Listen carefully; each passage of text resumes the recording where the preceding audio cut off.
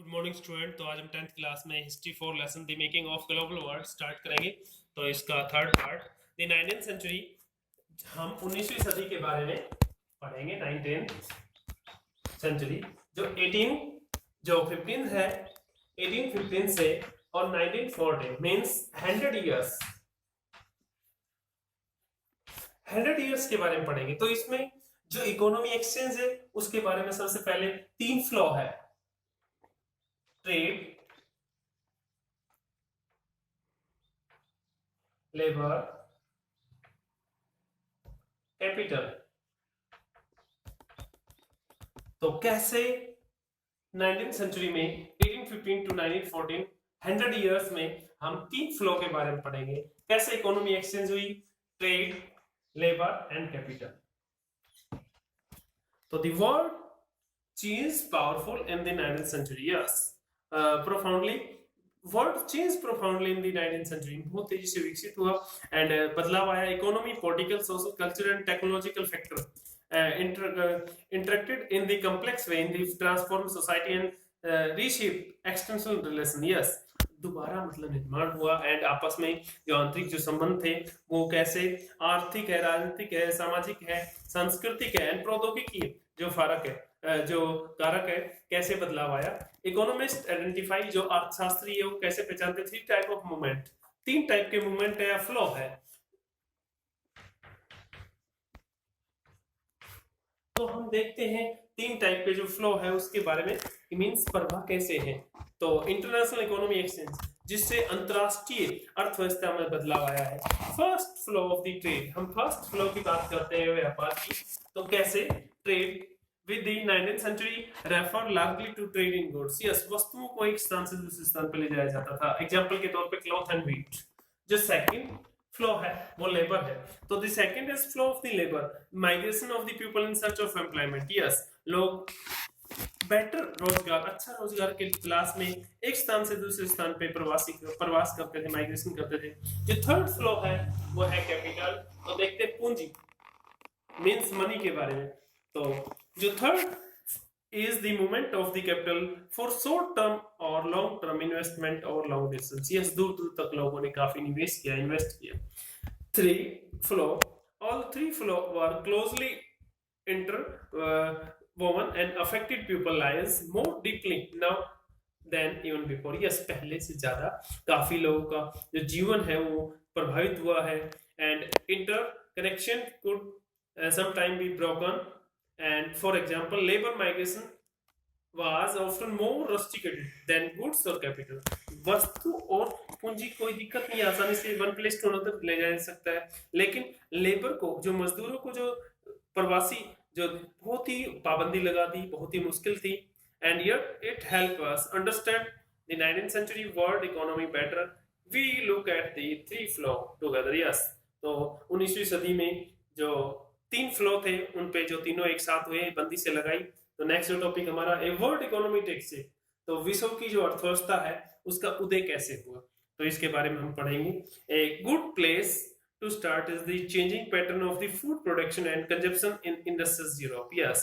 जो changing pattern, जो बदलाव आया फूड, औद्योगिक भोजन उत्पादन एंड कंजप्शन प्रतिस्पर्धा ऑफ द इंडस्ट्रीज यूरोप में। ट्रेडिशनली, परंपरागत रूप से countries link the self sufficient in food, yes, mostly country आत्मनिर्भर होना चाहता था, खुद प्रोड्यूस करना चाहता था फूड।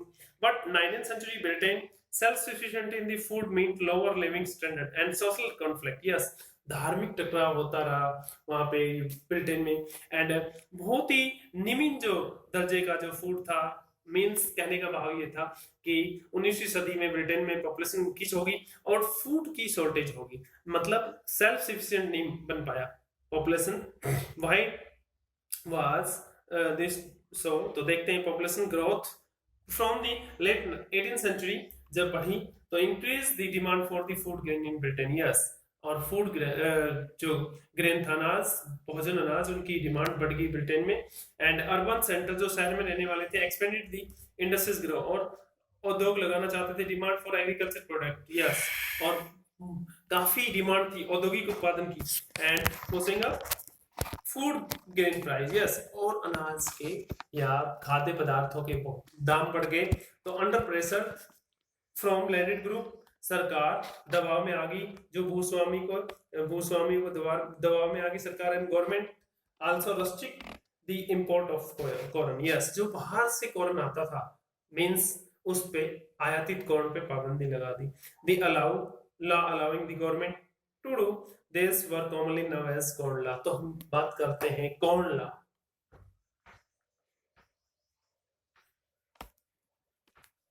तो कॉर्न लॉ एक क्वेश्चन भी आता है हिस्ट्री में, कॉर्न लॉ।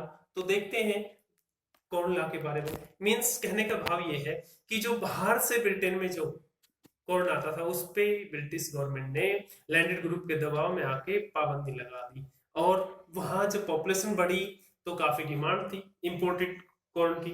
तो the unhappy with the high food price, yes, वहां के लोग खुश नहीं थे कि फूड प्राइस इतना महंगा हो गया, पुशिंग अप हो गया। एंड इंडस्ट्रियलाइज्ड उद्योगपति एंड अर्बन डेवलपर्स, और इंडस्ट्रियलाइज्ड और शहर में रहने वाले, and force to abolition of the corn law, और कॉर्न लॉ को समाप्त किया जाए, गवर्नमेंट पे दबाव बना रहे हैं।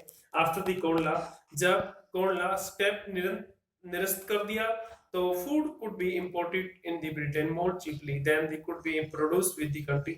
जो ब्रिटेन में उत्पादन होता था, प्रोड्यूस होता था, उससे बहुत ही सस्ता बाहर से आता था ब्रिटेन में import.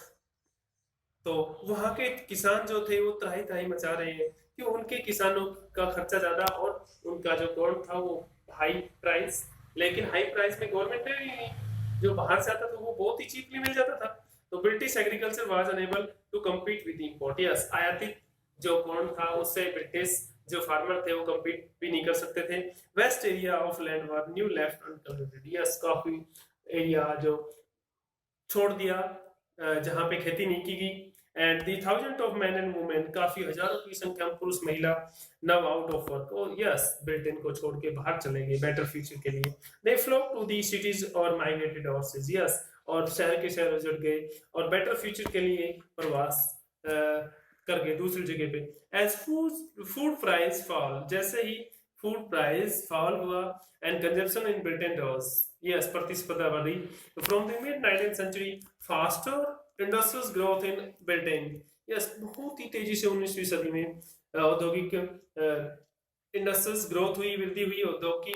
Lead hire income, yes, लोगों की जो उच्च जो आय थी, देयरफॉर मोर फॉर इंपोर्ट, और यस, बहुत ज्यादा आयातित करते थे। Around the world in the eastern Europe, Russia, America, Australia land वो क्लियर की गई and food production expanded to meet the British demand, yes, British की डिमांड को पूरा करने के लिए काफी जो कंट्री थे, अगर हम बात करें eastern Europe, Russia, America and Australia में, वहां क्लियर की गई, जहां डिफोरेस्टेशन या और काफी कटली झाड़ियां वगैरह घास फूस खड़ी थी उसको साफ किया गया ब्रिटिश की डिमांड पूरी करने के लिए, वहां पे खेती बाड़ी की गई। It was not enough mainly to clear land of agriculture, railways were needed to link agriculture region to the port, yes, और रेलवे का एक्सपेंशन किया गया कि पोर्ट तक गुड्स कैसे आएगा। तो न्यू हार्बर्स, नई बंदरगाह बनाई, and has built on old ones expanded to ship and new cargo, yes, नई बोट बनाएगी cargo and ship, and people had to settle on the land to bring them under cultivation and meet building homes and settlements, all those activity in urban and turn require capital and labor, yes, और उसके लिए बहुत ज्यादा पूंजी की जरूरत पड़ी और मजदूरों की जरूरत पड़ी। they demanded for labor in the place where labor was short supply, in America and Australia lead to a more migration, yes, America और ऑस्ट्रेलिया में काफी जो लेबर थी वो माइग्रेशन प्रवास कर गई and nearly 50 million people immigrants immigrated from the Europe to America and Australia, yes, 50 million लोग अमेरिका और ऑस्ट्रेलिया चले गए यूरोप से 19th सेंचुरी में। all over the world में 150 million are the estimated to have left their home and cross ocean and vast distance over land in search of better future, yes, बहुत ही ज्यादा लोग 150 million लोग प्रवास कर गए यूरोप से अमेरिका और ऑस्ट्रेलिया में बेटर फ्यूचर के लिए। तो थैंक यू, आज के टॉपिक में बस इतना ही, करते नहीं।